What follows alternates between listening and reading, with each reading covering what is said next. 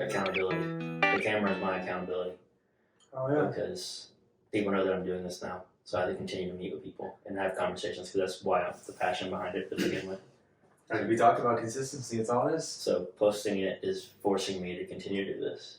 Because if not, I'll start making excuses like, oh, like Also, kind of how we. you're already gonna get to the point where I'm like, why is there not an episode out from Buddy Buddy? Because like, I've already listened to 4 episodes now, right? Yeah. So now it's like, okay. You're expecting it. Now next week is like, I wonder who's gonna have on, what they're gonna talk about. Like, Yeah. all these conversations matter. When you take in all these conversations, like, well, I guess we'll talk about a little more about my whole kind of new perception on things. But yeah, now if you don't come out with it, you're not only disappointing yourself, you're disappointing the listeners that you have. Accountability. Accountability. Maybe that'll be a clip, even though it won't even be. It'd be good to sleep in there and we'll start right now. But welcome back to Buddy Buddy. I'm here today with my man Justin. That might be in, it might not be in, but either way, Justin, thank you for being on my podcast. Thank you for having me. I appreciate it. Bro, so you reached out to me about this because you are a faithful listener. You've listened to pretty much all the episodes, and you reached out to me saying, I fully support this. You think this is a genius idea, and it's super cool and genuine. And so you were like, man, I would love to hop on and reconnect because we, in our friendship, where it started back at when we worked at Weedman. Right at Weedman. Yep. But after I left, it's pretty much been like we've seen each other like maybe twice since then. Once or twice. Went out to eat one time at that Asian. Yeah. I think that's pretty much been it. Great noodles. Great noodles. Yeah. Good food. Really good. But life has just taken us to our own directions. Mm-hmm. But you reached out to me saying, let's make time, let's do it. And so 100%. you sacrificed your time to come hang out with me. I told you when I first saw it and I saw the name, Buddy Buddy, perfect name. And then something about community, like you've always talked about community, and I know your dad's a minister, right? Mm-hmm. Always talked about stuff like that, and I was like, this is such a perfect idea for you to build a community. That's why it's so brilliant, because anyone can be part of the community. Mm-hmm. So reaching out, getting guests and things like that, it's perfect. And then the conversations, like I know we just started talking about earlier, but having those conversations with people that people want to listen to and also help kind of shape their mind, and any conversation can lead to anything. So those conversations are huge. Yeah, so for sure. I immediately supported that. I was like, this is such a, I think it's going to be big. I think it's going to be awesome. And I hope it does really well for you. So. Yes, well, I appreciate it, and I appreciate your support. We mentioned a minute ago, but we started back at Weedman. Pretty much where our whole friendship is centered around, because since that, once I stepped out from that and started going back to coffee shop and doing cornhole stuff, that we pretty much haven't talked. Yeah, it's like text every now and then. Try to have dates, like you mentioned in one of your other podcasts about finding time for people. Yeah. It's like you forget, and then all of a sudden it goes by, day goes by, week goes by, month goes by, and it's like you lost track. And it's sad how that kind of happens, and you become distant with someone that you were so close to. I was seeing you every single day. Yeah. We were working every day, having fun, going to lunch, thinking about what we're going to do, like things like that. And then all of a sudden you leave, and I'm still there as the same company. And then we kind of lose touch a little bit. You start doing your own journey of cornhole, which is awesome. I always supported your cornhole too when back in saying that you were going to be big. You were already professional all the time. I tell my friends, I'm like, kid that I work with is literally a professional cornhole player because we played so much. And how you used to always say you beat me 21-0, and I used to always be like, yeah, right. I got beat by one of my friends, 21-0. He throws it like you throw it like professionally. Yeah. He beat me, and I was like, okay, maybe Andrew was right. Maybe he could beat me 21-0. The way you joke about that, how I was with you, joking from you used to always joke with all the people at work because you grew up playing baseball all the time. And so anytime stuff like the fun banter starts, when you're like, man, you couldn't touch me in baseball. You'd always joke with everybody at work, like, man, I'd take you 450 dead center. all the time. You joke with Hunter or whoever about that. Even David Boyle used to always say, man, I'd blow it by. He's like in his 50s, I think. Yeah. He used to always say that. I'm like, 450 dead center, first pitch, I promise you, every single time. So we even thought about making a softball team for a while. Yeah. I know we talked about that when you were there too, and that obviously didn't happen, but they were talking about that for a while. So we got to spend a lot of time together when we work, because we work at Weedman, and as a specialist, for the most part, you work by yourself. Yeah. You're in your own truck. But before we got to the part where we were our own trucks, we ran aeration teams together. Aeration team, A-team, baby. Yeah, we were the A-team for sure. Oh, yeah. 100%. We got a lot of, we always had the most production done too every day. Yeah. So I mean, we were Yeah. killing it. Yeah. It was me and you at first, and then we got our boy Josh. Got our boy Josh. Yeah, because he was with, I don't remember his name at the time, and he ended up quitting.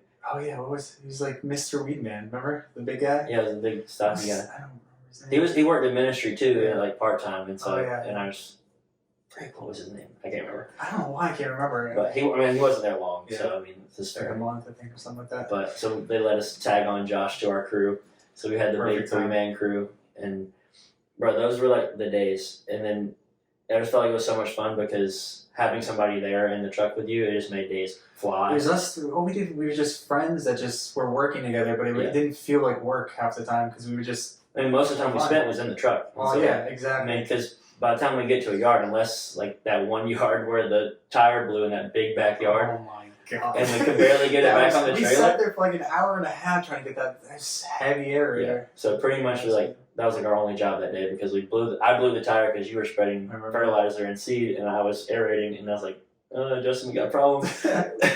And so we had to go back to the shop, whatever, and figure out what to do. And that was a day for sure. Oh yeah. But we were stressed at the time, but it's also like, hey, we but most houses though, the yards were short, so we'd get out, bang bang, we were done in like 30 minutes to an hour, and then it's like easy enough. we're riding around to the next place, Just talking, enjoying life. We kind of like had a little choir going in the truck, and I was like, bro, did you sing in choir? Because you have a little voice all the time. We used to just sing. Just like, I saw where it was today. Did you post like a Quinn 92 song? Yeah, it was. He's like one of my favorite artists. I love Quinn. Yeah, he's the best. Yeah, the guy that had on the first podcast that you listened to, Jeremiah. Like I put him on about a year ago to Quinn. Man. It's one of my favorite artists. So. Yeah, I listen to him all the time. And do you know who Nick D is? Yeah, Nick D. He's kind of one of the newer. He's like on TikTok. Yeah, he has his own podcast. He's great too. Yeah, but I've listened to him a lot too. Yeah, but he's like my Serotonin, right? Yeah. His Honey's the name of his album. Like it's independent. The newest album. one. Yeah, and it's like my go-to right now. Yeah. I listen to it all the time. That kind of music, I love that kind of music. Kind of uppy, kind of like chill, high mental. I mean, melody, like tempo kind of thing. It's like one of my favorites. It's just blare out, and then you put a lot of country on too. And I used to hate country. Oh my god, I used to hate country. Especially when I used to live in Mass, like around freshman year, sophomore year, mostly could not stand it. And then like when I graduated, I started to listen a little bit more kind of junior, senior year. Then once I graduated, we started going on CCMF vacation, which is Country Music Festival in Myrtle Beach. And I used to live in Mass. So I went to my first ever country concert, and it was like the biggest country concert you can go to your first time. And I was like, that was so much fun. So I've seen everyone, like Luke Bryan, Zach Brown, Kelsey Ballerini, all at the top, Thomas Rhett. Yep. Keith Urban was really good live. Yeah. Really good live. He was amazing live, but even Jason Aldean was really good too. Yeah, he's in some heat right now. Yeah. But yeah, I forgot about his song and that whole controversy. Sorry guys, but yeah, you're good. Yeah. But yeah. So I mean, they were great live, and I hated country. I'm like, I can't hate on country anymore. Now with avid country list, I listen to everything now. But country was my one. You've always been pretty diverse in music taste. We'd be jamming in the truck.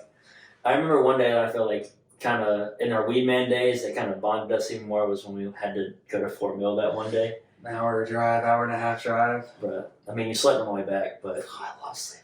Right, you took advantage of that for sure. I always was the one driving. When you and Josh were in the truck too, and you guys were in the front, I'm like, I can easily sleep now because now you have someone that you can stop and talk to, and I can just sleep in the back, and then that was the best. Yeah, but I felt like that day in Fort Mill was huge because like we were stuck in a truck. Yeah, we spent most days in the truck, but like we had to take at least 3 hours worth of driving in one day. That's what kind of solidified our kind of bond that we had to talk a little bit more. I mean, you had to, especially when we first. I think you pretty much trained me when I first came here for aeration. You were there like 3 weeks before me, already training someone. Yeah, because I was with Dustin at first, and then I think Hunter was running aeration teams, and I think they needed him back running the truck, and so they pulled me from Dustin and put a new guy with Dustin, and they're like, Andrew, we want you to run a team. You're gonna hop on with Justin, and I was like, okay, cool enough for me. Aerations, man, bringing us way back. Yeah, it's right around the corner for y'all. I mean, you're probably not going to be doing it. Yeah, I won't be doing it, but it's right around the corner in the fall. So. Now it's Z-spray, same thing. It's pretty much the same thing. Same zero turn. So But, easy enough. Yeah. So you mentioned it already. You moved from Mass to South Carolina. Massachusetts. What brought the fam to South Carolina? So my whole family, we've always talked about moving down south. It's like a talking point. It's like, I guess if you're down here, maybe people talk about moving up north. I don't know if that's a thing for you guys. People don't really leave the South. So I mean, we everyone wants Southern to go. hospitality is a real thing. Yeah, so exactly. That's what I first noticed when I moved here too. But the first thing, it's warm out here. Down south's always warmer, better vibes. You have more sunlight. You know, it kind of translates when it comes to things like that. So we always talked about moving. They finally made the big move. We moved out here. I ended up moving out of my parents' house within 2 months after I started at Weekend. Yep. Ended up getting my own apartment. Things started looking good and things like that with all of us. Yeah. So that's how that whole story went with moving down Mass. And been good ever since. You know, some things have happened in the past couple months. I guess we can. You can say whatever you want to say. I mean, it's up to you. I was gonna ask. Yeah. How? Because I remember hearing from the days when I was at Weedman. Obviously, there was kind of a motive. You wanted to be on your own, but to get out of your parents' house. 100%. I wanted to ask how your relationship is with your parents currently. So it's gotten better. Okay. Currently now speaking to my dad again. It's been rocky though. I try not to have them completely in my life because just negative tones that come out of them. It's like you don't want to be around negativity too much because then you start being negative and it just kind of correlates to your entire life, how you think. Things start to translate when it comes to things like that. And they weren't in the best of shape when it came to their mental health mentality in general. And like just, I think it all goes within and how much you kind of love yourself, which I know people say that in like a corny way, but it's really true. When you truly care about yourself and you love yourself, then you can start to worry about other people and put that into them because you're already kind of confident in yourself and your own abilities, and then you can translate that. So they made a lot of mistakes, which I think they judge themselves harder than other people have judged them for, which most people do. I mean, it's a common thing, but that can be a little rocky when you continue to go down that road of just judgment to your own self. And I think that's when things kind of got a little rough when it came to treating us and my brothers and things like that. So I needed to kind of get out of that environment. I was there too long. My parents have been evicted a couple times. I guess that's the main thing here. And, you know, I think they just judged themselves too hard. They didn't think they could bounce back from things like that, so they continuously went down that path and instead of finding the root of what happened and how to fix it and things like that. And I just couldn't be around that anymore, so. Yeah. I just remember hearing a little bit about that whenever I was still there. And so I was just curious how your relationship was with him because I was hoping, I'm glad to hear that you're at least talking to your dad now some because I didn't want you to completely, like, from how harsh it was, the initial move, I was like, I just hope he hasn't like completely closed off his parents. I understand like the limiting the negative vibe. You don't want to be around negativity a lot. Nobody does. Yeah, exactly. And so if you know that, I'm just encouraged to hear that you're at least talking to them. And they're still somewhat a part of your life. I just realized that if I want to be like better mentality about that and to just be better as a person, I can't hold that kind of judgment that I did have towards them and also just hatred. It's horrible to say hatred when you're talking about your parents. Yeah. But it's like a sense of resentment that you don't have the stability you think you should have with your parents, especially as like an emotional bond that you think you should have with your parents. And that's lacked over the past like at least 8 to 10 years with me. And the only way I can feel better and not be so angry all the time was just forgive them. And just know that they're human beings that made mistakes, that they're not terrible people. They just they're ignorant to the fact that they're making these mistakes as well. Yeah. Like no matter how many times I try to tell them and like kind of encourage to build themselves and like their mentality, do anything, go to the gym, listen to podcasts, you know, do things like that warp your mind into thinking and having like an intro perspective of yourself that just can change when you ask yourself the right questions and you hear conversations like this about someone that changes that you thought can never change. Yeah. And I think I'm a great example of someone that used to be someone completely different, even when I lived in Mass versus when I came out here and lived on my own. Yeah. Because, I mean, the leaps and bounds I've been through, just adversity in general, I mean, that'll change a person, but you have to want to change.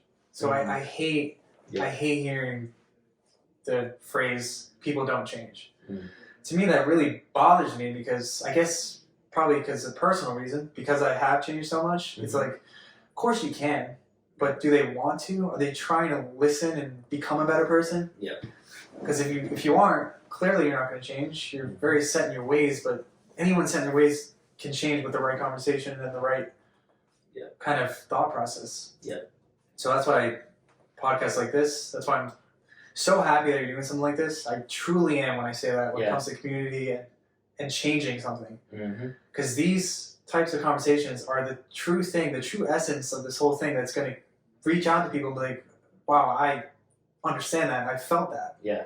And that's how I've come along, and it got me to go to the gym. It got me to stay at my job, be more disciplined, and just think positively in the worst ways. What can you control and what can't you? And try your hardest not to dwell on the things you can't control, which is for sure so much easier said than done. But yeah, bro, that's so cool to hear from your perspective because obviously since we've kind of been disconnected for over a year now, it's been for the most part, I mean, we've chatted a little bit here and there. It's cool to see how your perspective has changed because, especially like you said, it's easy to when you're not around somebody for so long, it's very evident to see change. Yeah. Like once you go from I only saw Justin a year ago to I see Justin now, it's like it's almost night and day in a way. I love because that. I mean it's kind of a knock on myself too. We were heavy complainers all the time. Yeah, like heavy, especially with the job we were at. Like I know I was at least, and we kind of got through it together. Yeah, I think it's probably where our bond came from. I think that's a big thing. Suffering together. We were suffering together. So yes, we kind of probably complained more than we should have, but we should have had a better light towards at least me and my superiors, and I understand that a lot of things was out of their control too. Like the things that they were putting on us that we thought that we didn't deserve was like it's kind of out of their control. It's kind of their hand was forced, and that's how businesses are ran. Like things got to get done, and unfortunately, we were the laborers that had to get it done. It's the perspective that we lacked. Yeah. I mean, you think, "Woe me, we're doing this, we're going through this. Like, why are they making this decision? Like, putting us. How many times have we talked about decision making that they made? Yeah. And then even me talking to Hunter and things like that about Hunter's our manager about things like that decisions that he has to make on a daily basis sometimes, and it's like I get it, I understand. You're not doing this because you want us to feel a certain way. Yeah. But we don't know. Why are we going all the way out to Fort Mill to help them? They don't come out to help us. Things like that. Just small things that obviously we're gonna complain about being a little younger, a little.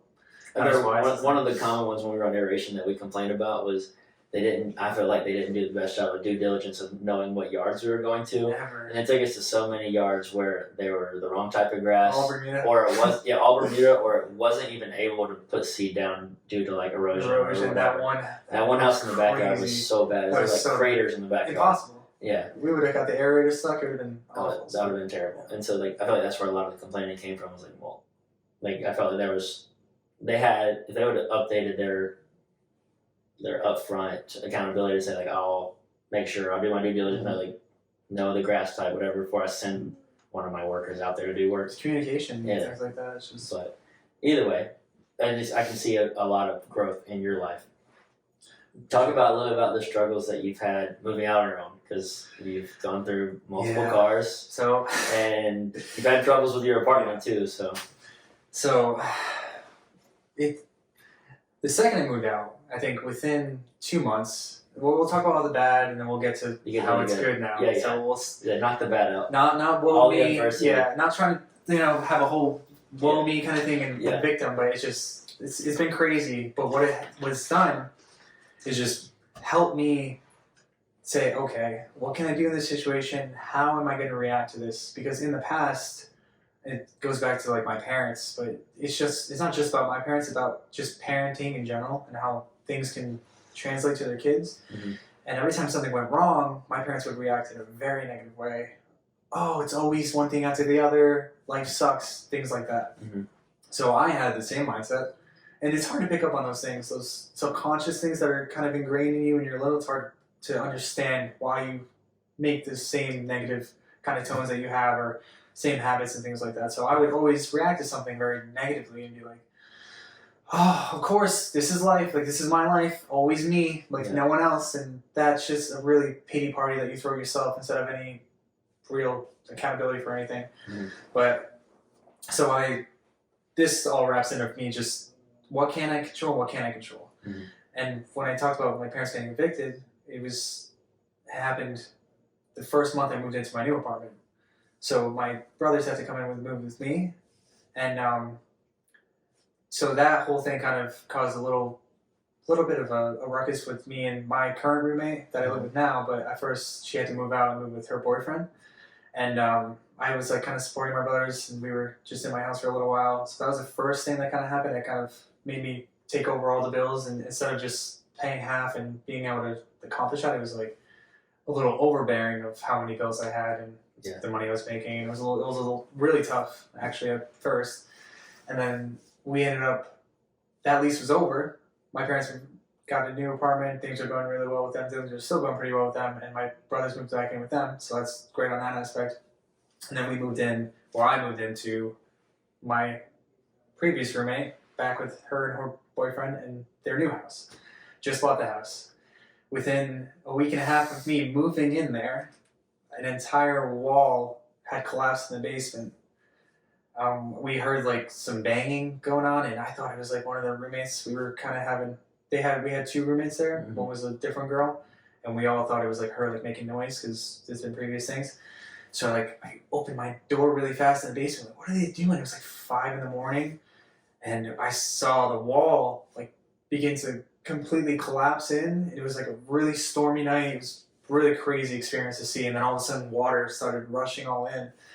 And it was like a surreal moment where you're just like, what do I do? Like, what do we do? So I'm like telling them, like, quickly go inside and like try to go out the window and things like that. So first thing I thought about, which is like my computer. I like ran to my room. I start unplugging my computer, getting it off the ground so it doesn't get soaked. Because my computer is my life. Like, you know how much I love gaming, and not just gaming, but just talking to my friends on there. There's just a bunch of things on my computer. So it's the first thing I thought of.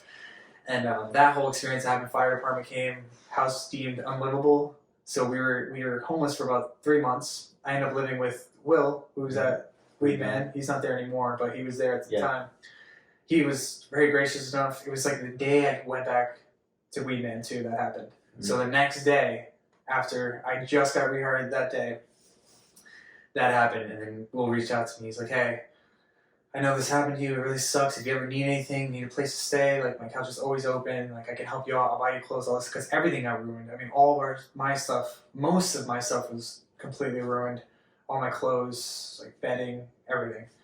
So I ended up moving with Will, and I thank Will all the time. And I don't think he understands how much I appreciate him. He was constantly like buying me food all the time, asking if I'm okay. I lived on his couch for a little while, and I'm truly grateful for him at that time. Lived there for about 2. Almost 3 months, I would say, that kind of went on. It was like, every day was a struggle to be okay. In my mind, I was always like, I think I handled it a lot better than I would have probably even a year ago. It probably would have been the end of the world for me. But I tried just being like, well, what am I gonna do about it, you know? Mm-hmm. And that kind of helped me out a lot with that. But before, I kind of fast forward, but before that all happened, my brother got into a terrible car accident, ended up totaling my newly financed car that I had. Yeah, I remember you getting that car whenever. It was a really bad accident. Yep, that Mazda that I had. And really bad accident. He called me very apologetic. Like, it was a traumatic thing for him. Mm-hmm. And obviously I didn't care about the car at all. I'm like, as long as you're good, like you're okay, things happen, like what am I going to do about it? I'm not going to sit here and yell at you because like it's not something, I know it's a very bad thing that happened. It sucks, you know, it's awful, but I can't sit here and be mad at you and then be mad at the situation and we're just going to spiral, it's going to get worse. So that's when I kind of, because I left Weedman and went to, kind of bouncing all over the place, but I left Weedman and went to the sales job during that time, and when the car happened, I couldn't do the sales job anymore. So that's when that whole situation happened. Lease went up. It was all like around the same timing. And then I ended up moving back in to their house, and then the wall collapsing. It's all really, really, really recent, like within 3 months of being within each other. And that was it was a big moment in my life to be like, okay, one or two things can happen. You can let this tear you down, turn you into not the greatest person, and just be upset all the time, or take this, learn from this.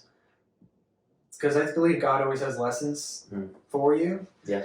And you need to learn those lessons. Those hardships that you go through, it's for a reason. And when you see it from that perspective, rather than why is this happening to me, but almost like what do I need? What do I need to get out of this? Like why is this happening? Versus, why just me? Mm. So that's another thing. I've been looking into God a little bit more. I figured you'd be a little happier with that. I know you talked to me about going to church a few times way back. And it's not like I never believed in God or anything like that. Yeah. Because I always have, but I think my relationship with God was a little different. I think I'm starting to... One of my best friends, Jordan, he's very much into religiously Christian and God all the time and always talking to me about God. And, when you first hear it, it's like you don't want to fall all the way in. You're like a little nervous to have that kind of image on you. It's a weird thing if you're not grown up into if you're not grown up in it. So just recently I've been trying to talk to God a little bit more. I prayed at that time during all that stuff, and when you said you were praying for me and everything, like that meant a lot to me. And then I started to look inner a little bit more and build my own kind of relationship, not necessarily like going to church every day and things like that.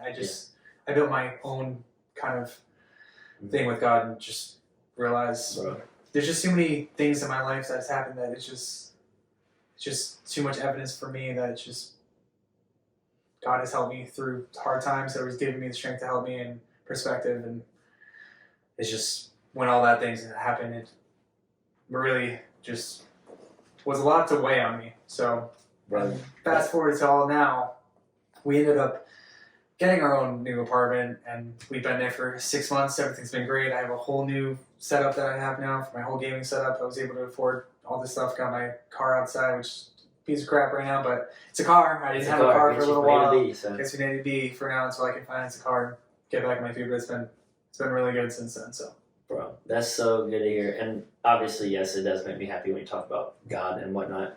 Because I invited you a few times to church back in the day.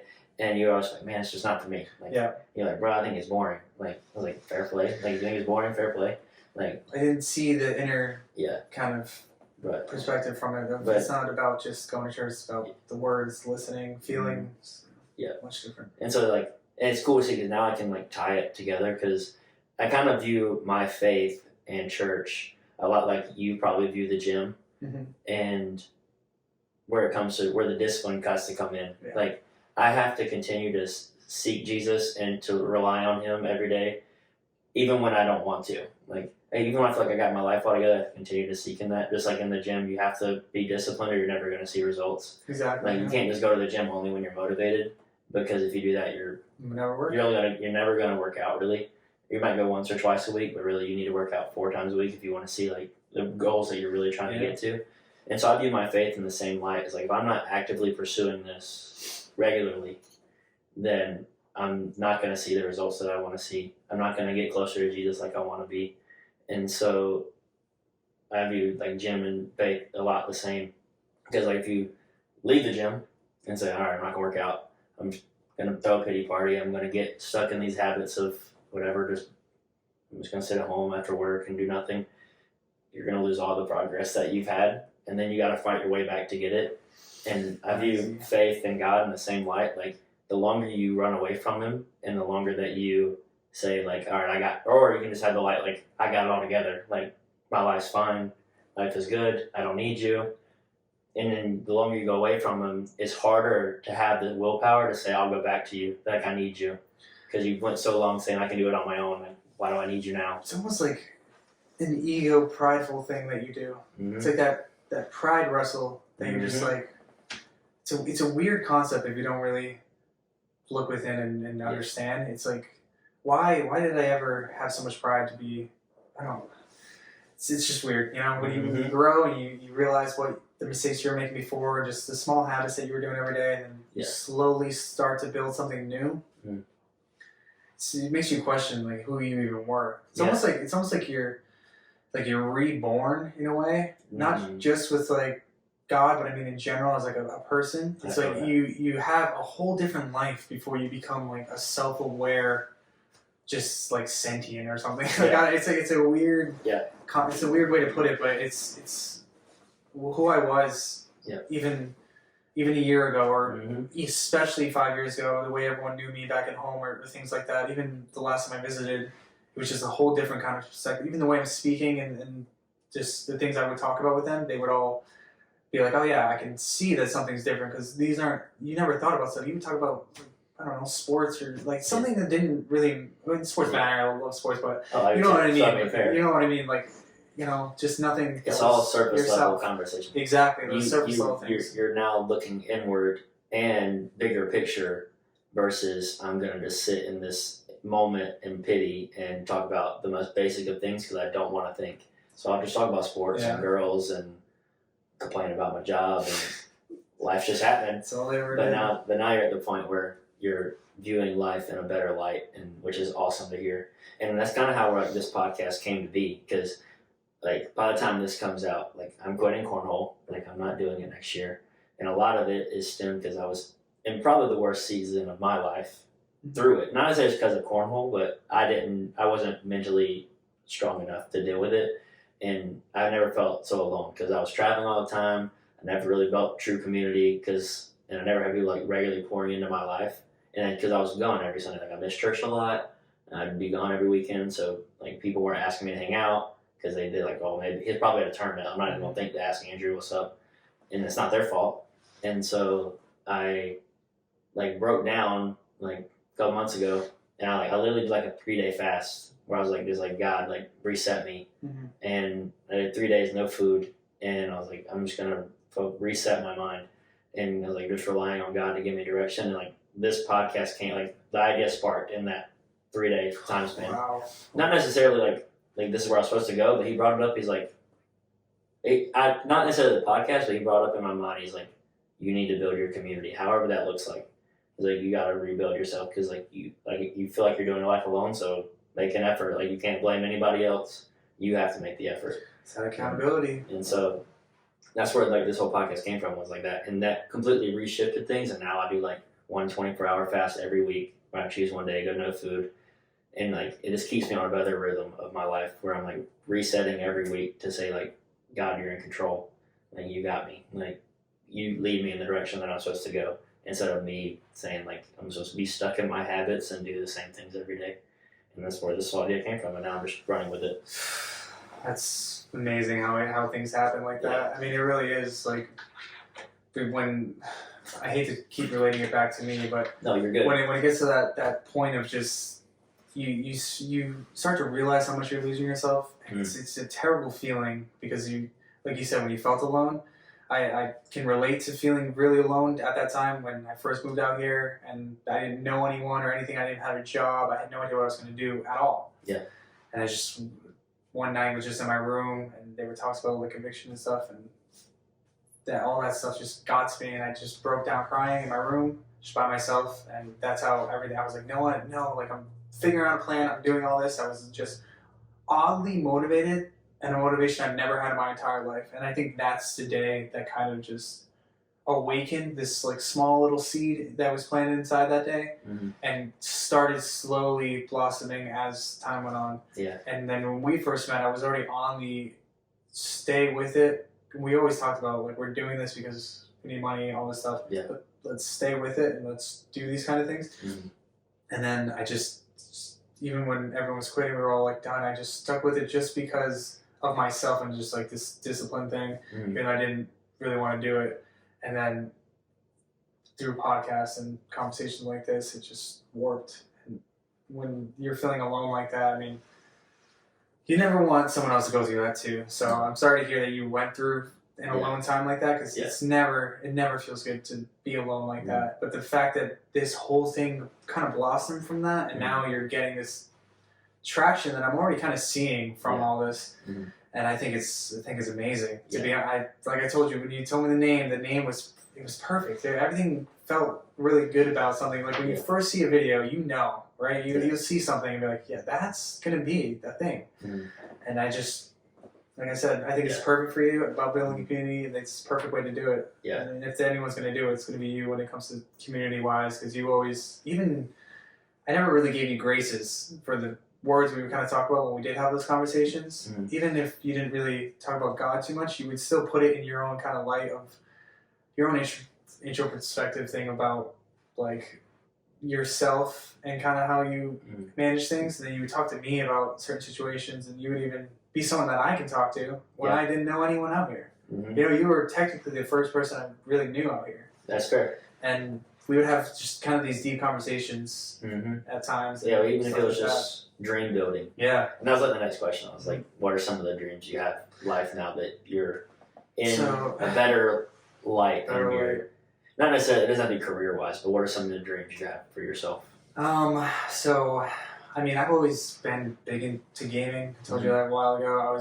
I had these small kind of stunts of like, I'm gonna post, I'm gonna do these, I'm gonna stream and do all this stuff. Yeah. And I picked up some traction for streaming. Like I told you, I was like averaging, it wasn't too much. It was like 5 years every now and then, 10 viewers would come in, things like that. But it was just a fact of something that I love doing, and people were like coming in and like with me, you know what I mean? Just like commenting, just small things, and that felt fulfillment of just small, like, I made decent amount of money just in 1 month gaming, and you think, you're like, oh, that's crazy, I never thought I could ever do that. So I still have these big dreams of gaming and things like that. I just haven't been too consistent with gaming right now. I've been more like on a workout discipline, kind of work on my mind kind of grind, and I still play video games all the time every day with all my friends and stuff, but haven't been too big into streaming.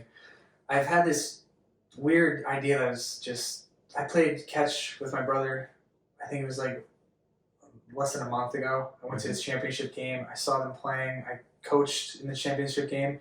My brother's an older coach for him.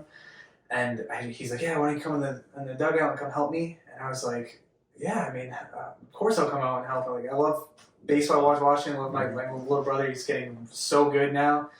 And I was just helping them out, you know, talking to them. Someone would get a hit. I felt so good about all that stuff. And then like I played catch with my brother, and I was just, you know, throwing it, humming it.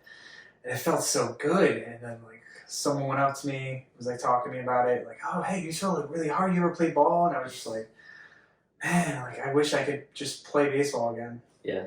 So I've been having this thing where I'm trying to see how I could try and play baseball somewhere, even if it's like some summer league thing out here or something, and try to get back into baseball. And I think I'm in much better shape now. I think I'm just being better baseball shape than I've ever been in. Yeah. So I mean, it's a dream. It's a thing to, but it's like when I first threw that ball, I hadn't thrown a baseball in 3 years. So when I first was playing catch with my brother, and I see him as 14 years old, he's like as tall as me, throwing as fast as I can, and he's just, you know, just eating my like 80 mile per hour, like I don't know, he's just eating it. And I'm like, damn, like you're getting so good. And it just felt good. And I'm like, I want to play. I want to practice even more. Like I want to get back into kind of like my baseball thing. And I've had so many different things where I'm like, I want to do this. I want to do that. Like dreaming.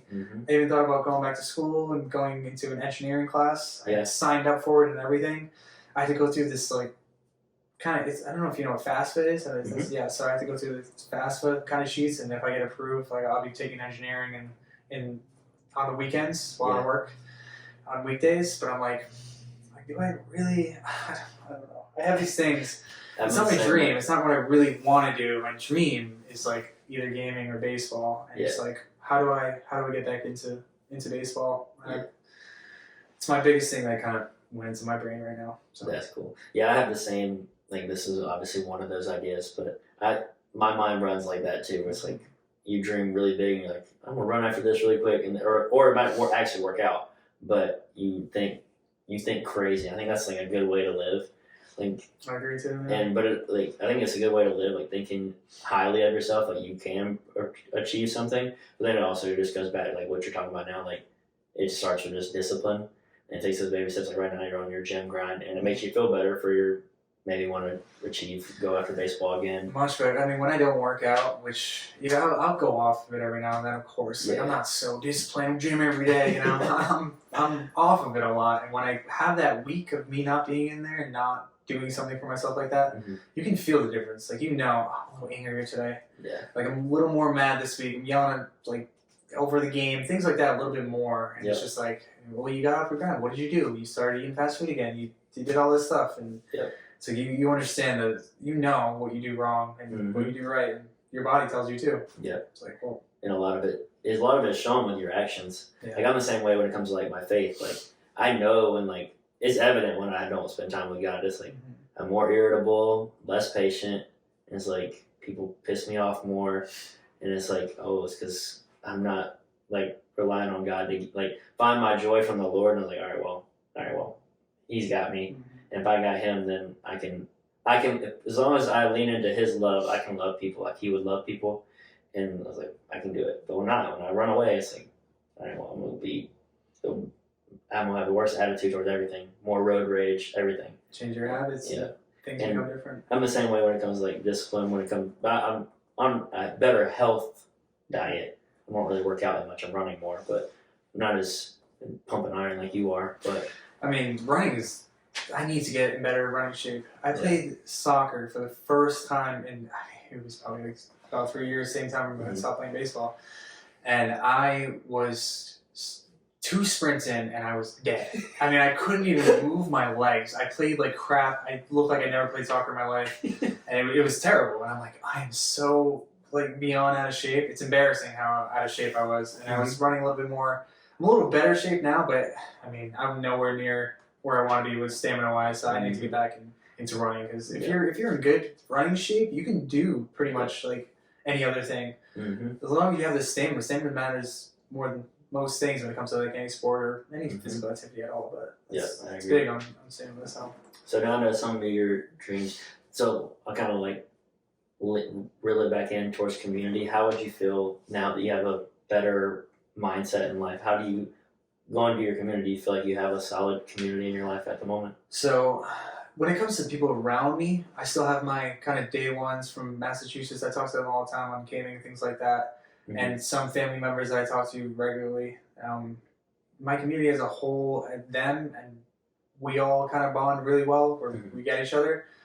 I think all this stuff that's happened has given me a better perspective on them as people as well. Because everything that's happened with me, I have more empathy and more perspective on other things. Yeah. So when something happens either with them or they're having an off day or just anything when it comes to things like that, it's like it's easier for me to kind of look back and be like, okay, clearly something's up. He's having a bad day, or even I don't know, even if they're having a good day, I'm like, oh, they're having a good mental day today. Like that's great, you know. Things like, and we always have these deep conversations with each other of how like great friends we are, and the chemistry we have, and just be going through things together. That I think that really helps in the community that I built with just my friends that I have. I think it's been great. Yeah. I haven't really known too many people out here besides like you, or that's pretty much it. Amber's lives out here. She's also a friend from back home though. So you're pretty much the only one I really know that's out here. And obviously we haven't been in touch as much. Yeah. And I'd love to obviously be more in touch with things like this. Sure. This is a great excuse to come. Hey, I have to go out there, you know, podcast, talk to Andrew and kind of build that community like you talked about. So, and when I heard that first podcast about building community and how things leave you and the people that were in your lives, and it's just, like I said, it saddened me because obviously we were close at one point. Yeah. And then to not hang out for a while, it's just, I know we try to hang out and it's not like, you know, anything, just things happen. So try to get back in there and build that community with you and you know, with people that I know out here, because I don't really know where to meet too many people. I mean, working out, I usually work out at the gym at my apartments. Not the best gym. I think I want to go get a gym membership, expand my horizon a little bit, and talk to people a little bit more there. Yeah. That'll be definitely an easy stepping stone to building community that's here, because that's your bet. That's probably your safest bet, to find somebody in the same mindset. Because I talked about me and my buddy Austin. He brought it up in a podcast. He's talking about, it's like there's a reason why people in the gym like they're all so close. That's why gym bros are a thing. It's because suffering together. You're suffering together, and you're all there for one common goal, and that's either to get in better shape or bigger or more muscles or whatever. And you're all there doing it at the same time, trying to be better. And so that's probably definitely a good step for you to build a community here. So that's what I try to surround myself with people that are into growth, and when they take accountability for something, I don't care what they really did to me. It's got to be something really, really bad for me to not forgive someone. You know, I mean, I know I'm talking kind of broadly. I mean, even the smallest thing, any accountability, and someone that I know works towards something. All my friends all have this same mindset of being a genuinely good human being and know what we did wrong. Even when we argue over the game, and I know it's just a game to a lot of people, but when it comes to things like that, it's like and we can understand, hey, I did this wrong. I know I shouldn't have yelled at you for this. It's like those small little steps that they take and we all take together. Mm-hmm. That's the community I want to be around. That's the people I want to be around. Just people that understand, hey, I did this wrong, but I'm going to fix it, or I'm actually going to work on fixing it. I know I'm not always going to do the right thing because it's impossible. Mm-hmm. You're going to have your bad days. You're going to say some stupid crap, whatever. You're going to do that. Yeah. But you're going to know you did that. And you're going to try to mitigate that as much as possible and do that less and less each time until, we're 45 years old and we don't argue at all, or, which is going to happen. You're always going to have your ups and downs, but small things like that where you try to look within people and kind of see how they take something. Mm-hmm. And I think that's what really helps me see someone's character is when something bad happens and they react as, oh, come on, like something like that. Mm-hmm. I'll be like, okay, so you haven't either been through too much to understand how to react, but you're just ignorant to that fact. It's not you're a bad person or anything. You just don't really have that understanding of yourself and being like, don't let yourself get there. Mm-hmm. Which, like I said, I have my bad days where something happens and I'll still get mad, but it's like not as mad as I would have been previously. So things like that are the biggest thing when it comes to, like you said, community and looking for those people. So. Yeah, you're definitely trying to find people that have the same mindset as you. Like, if you read any or listen to any self-help dude or any podcast, they're always like, if you hang around 4 millionaires, you'll be the 4 millionaires, you'll be the fifth. Mm-hmm. But you can view that in anything. You don't necessarily be, I want to be a millionaire, but if you get around people that you want to be like, you'll end up becoming more like them. And so, like for me, like I want to be around people that are more like Jesus. Like I want to be around community that are pursuing Jesus or pursuing a better relationship with God, because that'll draw me closer to God. Mm-hmm. And so, like, I find a lot of my community being from people at church, and that's why, like, sometimes it's hard for me to want to get up on Sundays, want to go, like, get up and go. But I know that, like, I'm gonna see people there that are gonna push me to be a better person and push me more towards Jesus. And even if I might not want to be there, I'm still gonna go because I want to be around like-minded people. And that's in any light, whether you gotta go to the gym to find it or you gotta go to a coffee shop to find it. Because me and a dude I had on the podcast, we talked about how coffee shops have brought so many opportunities in his life. And it all started with, like, I'm just gonna get around people that like the same things as me. And so I'm gonna go to coffee shops and just talk to people because I'm gonna drink coffee regardless. Mm-hmm.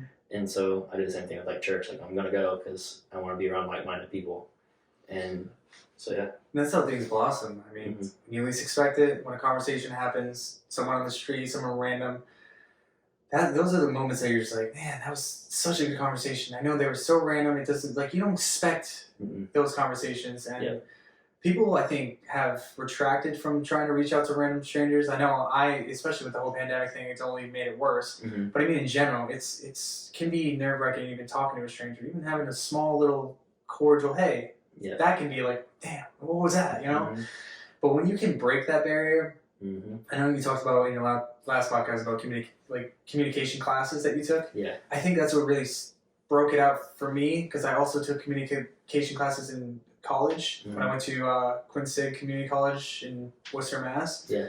And that helped me kind of break the little shell of just talking to a random person, because you don't have to stand up there and speak in front of 14 to 30 strangers in that classroom, depending on how many people were there that day.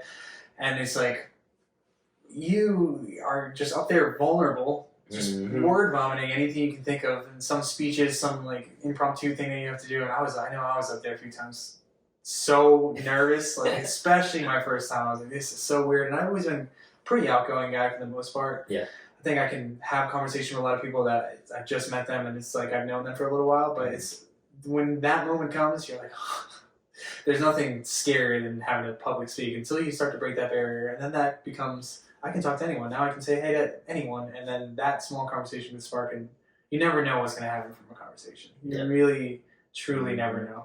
Yeah. So it's like I said, when we listen to podcasts, these conversations, Joe Rogan, even George Janko, he's really, really religious, and I think that's kind of sparked it a little bit more with me. And he's very religious and always preaches the word of God and all everything like that. So it's like I said, I don't want to act like I'm so religious. I'm like really, really tight and all this stuff. But obviously, I've been slowly working on a more relationship with understanding my relationship with God my own way and things like that. So that's awesome. I'm working on that. For sure. Well, man, I appreciate you coming to sit here with me. Appreciate you having me. It's Bro, been I appreciate awesome. you reaching out and just saying I want to be a part of this. I want to be a course. part of this community, and what I'm trying to do with this is challenge people to seek community in their own lives. Don't be scared to reach out, and you did that with me. Like, yes, we used to be friends, and we were good friends. Like when we worked together, but you said, "No, I want to be a part of this. I want to reach out," and you reached out to me and said, "I want to come on," and I appreciated that because it just shows that like what I'm doing is having some fruit. Because I even had my first guest. He as soon as he left, he's like, "Man, I was more so coming to support you because it's something you want to do, and like I'm your good friend." But I left challenged, and I reached out to my cousin. I hadn't talked to him forever, and we're getting lunch next week or something along those lines. And so he's like, I was not coming to be challenged and leave. Like this is something that I need to apply to my life. But I left knowing that okay, like I'm not just here to support Andrew. I'm here to like learn how to build community. And that's what comes out of this. Yeah. That's why I say it's so great. Yeah. Something small like that, and now he's reached out to someone he hasn't talked to in years. Yeah. And I thought it was, like I said, today was just a perfect day because my friend that I haven't talked to in a little while, and she reached out to me today, called me, and it was so random, and it happened to be the first day I was coming on to the podcast, and it's weird how life works. Those small messages I can get out. Like I said, it worked with me, messaging you, and who knows how many people can reach and where it can go. It's limitless. I mean, we'll I see think where it's it going to goes. be great. So. But dude, thank you again for coming on. Thank you for having me. It's been Yes, great. sir.